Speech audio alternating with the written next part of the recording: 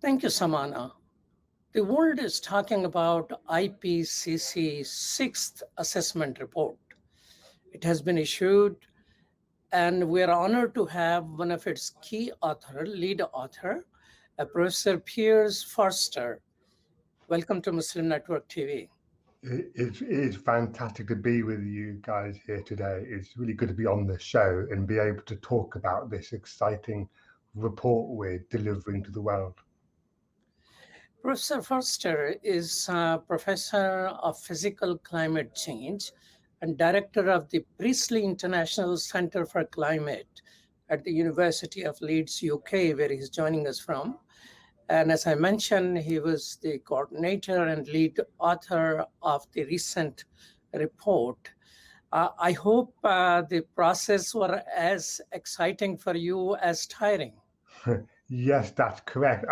Yeah, well, the first thing to say is that this is the first major update of the science on climate change since the last assessment way back in 2013. So, in fact, this report reports on 8 years of work by the climate science community, and that community has become huge. There are scientists working now in virtually every country reporting on their changes. So, so that really meant we had to we had to try and go through all of their excellent publications. So this took a 2.5 years of work to try and sift through these publications and to try and put them all together to really try and make sense of what is going on. So it's a big undertaking, really. So, Professor, since it took 8 years in the making, how do you ensure that the data is more recent? Because it takes time to publish a scientific paper or peer review and all that. How your data is, to the level that it is current? Yeah, well, in fact, that's so you did bring up a very interesting kind of point, in fact, and I've done a lot of interviews, but you're the first person to ask me that, and it's really interesting because, in fact, what we tend to do in the report is we don't just rely entirely on the publications. We sometimes just take the techniques that are reported in the publications, and we then try and apply those techniques to the latest satellite data or the latest observations or even these brand new computer simulations that are coming out of the world's climate modeling centers. Yeah, so in fact, we put all these different lines of evidence together to try and make our overall assessment of how things have changed. I have read in the reports about it that the government leaders, politicians, in the last 2 weeks of the finalization were able to dwell on the findings or summary or the recommendations. Could you share with us the confidence that scientists have the final say on these matters, not the politicians? Yes, well, I'm quite happy to talk about this because, in fact, this is something that gets asked about the way the IPCC works quite often, and it's important to understand where the acronym comes from. The IPCC stands for the Intergovernmental kind of Panel, and what that is a kind of panel of the 195 world countries, and it is that kind of panel that commissioned the report, and it is the same kind of panel that does have to sign off on the summary. So what that we have to do, we have to agree the summary unanimously with all the different countries. And you incredible what you do really. You do go through a track change Word document all together. So it's quite ridiculous. And you can spend 4 hours just discussing one particular word or something like that.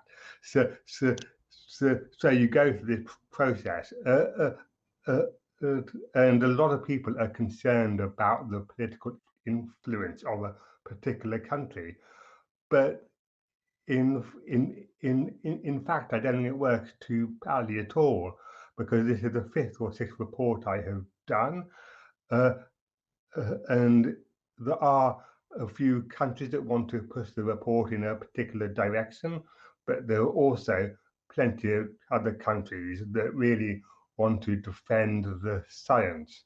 So from my experience, the report really hasn't been diluted, and in fact, the opposite has occurred, and the report comes across in a language that the policymakers stand.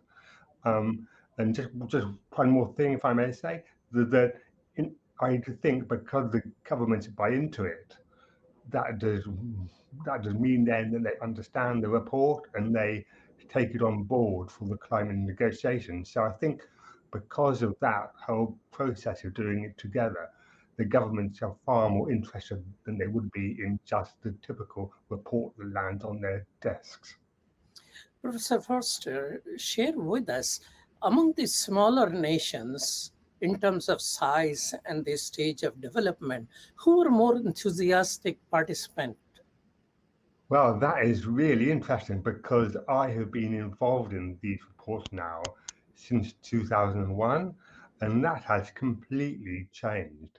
So when I did when I did first begin, it was really only the developed countries that took a keen interest.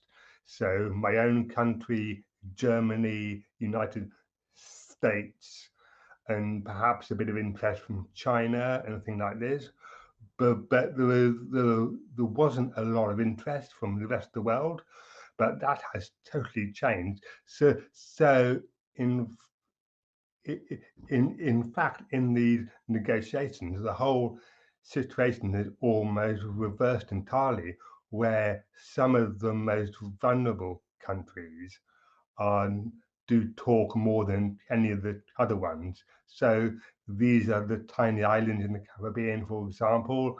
Island like St. Kitts is one of them. Yeah, they do play a huge role in the negotiations, and countries like the kind of Philippines and in India as well do really have very significant parts. So I think that has really changed now, and practically every country has something to say now. Professor Foster, if you don't mind, share with us some of the major recommendations. Well, yeah, so that's something we're clear on in the report. We don't try and make policy recommendations. That is up to the different countries and their politicians to decide what to do. But so we just tell the world what is occurring and what the options are. But in terms of that, what we do tell the world is that if we can reduce our emissions by between 40 and 50% in the next 10 years, and then get to these net zero targets. This is zero emissions of greenhouse gases by the middle of the century. We then have a chance to keep temperatures to within 1.5 degrees centigrade. I can't convert that to Fahrenheit. I apologize. I apologize. I probably could if I thought about it, but yeah, so 1.5 degrees centigrade above where we were in the 1800s. Tell us, is media properly amplifying your findings, or it is still busy, this is scandal or the other? Well, think I think like all things, if there's something going on like kind of fires or some kind of weather devastation of some kind, then there's a lot of interest, of course. And if we've seen these terrible weather events occurring more and more often, and that is something we say in the report, that we have good evidence they're getting worse, and we have good evidence they're caused by our activities. But I think also then once the fires have died down, then perhaps it gets then the changes get too quickly forgotten. But so somehow we have to try and keep everyone talking about it and to keep it on people's agenda, really. Share with us, you being in UK, Europe has a lot of, I mean, wildfires are really going wild and the floods are becoming historic. Um, when the reports were coming, extraordinary dramatic reports, video reports and all that, not many people spoke up that it is connected. Is it really connected with the climate change? Well, yeah, that is, yes. So that is some brand new science in the report that wasn't there when we did the last assessment. Uh, uh, and there's this whole kind of science that have been developed, and that is about really trying to connect these extreme changes we're experiencing to our emissions of greenhouse gases, and what it involves is complex analysis and complex simulations to try and see what the weather would have been like if we didn't have our emissions. And in fact, this evidence is quite categoric that not just in European countries, in fact, all over the world, we see it in California and in Canada this year earlier. We see it in Pakistan and India and all over the world where For all we can, viruses, Siberia, people yeah, think of the Siberia had huge high temperatures. You're absolutely right. And they had temperatures outside of anything they had ever experienced. Uh, uh, and, and we can categorically say that a good deal of that is from our emissions that have really, really changed the world to experience weather we kind of haven't ever experienced. Professor Forster, should people start thinking of living away from wooded area and the seashores? I think you make a really good point about the way we have to adapt. Um, yes, we have to try and adapt our society to try and cope with the higher temperatures because they're it's not going to go away anytime soon.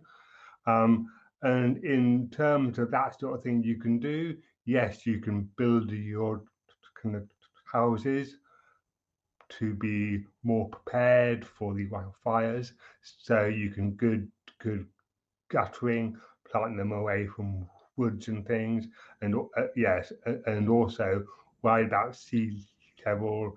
You can try and make sure you have good protection, but but but ultimately, what we have to do as a society is to really reduce our emissions of greenhouse gases as fast as possible. But Professor Forster, you and other scientists have been saying this now for a while. You're right. And the government seems to be slow to move. While my children, my grandchildren, they are raised on being thoughtful, recycling and conservation and all that. Why scientists are unable to provide more tool to lay people who are listening to you more than the slow moving governments?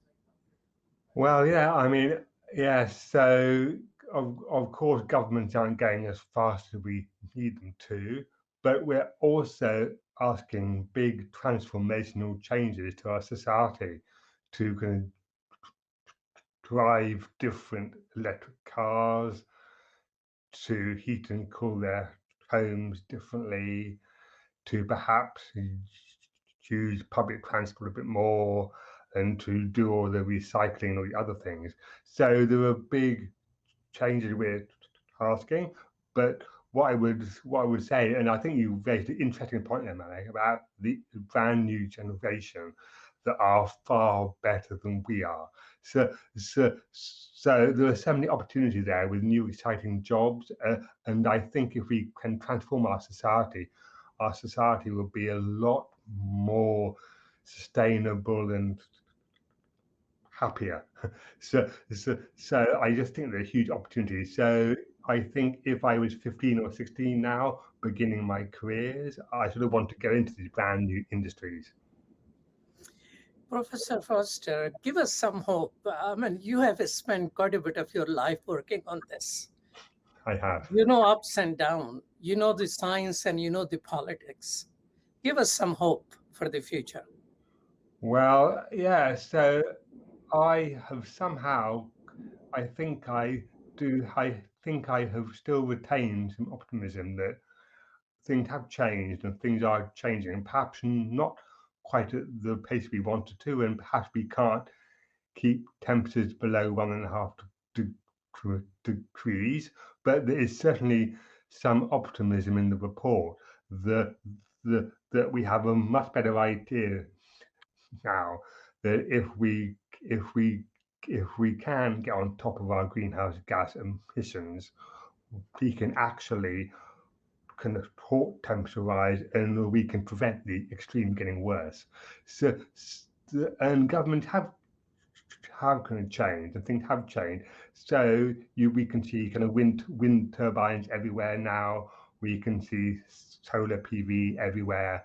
A lot of people are driving kind of Teslas, and it's something people are talking about. So perhaps things aren't changing the faster we want them to, but things are definitely changing. Well, thank you so much, Professor Forster, for your time. We truly appreciate that. And it's fantastic to be able to talk to you, and I do wish you all the best. Back to you, Samana. Professor Forster is among the lead authors of IPCC's 6th assessment report. It has been a pleasure talking to him.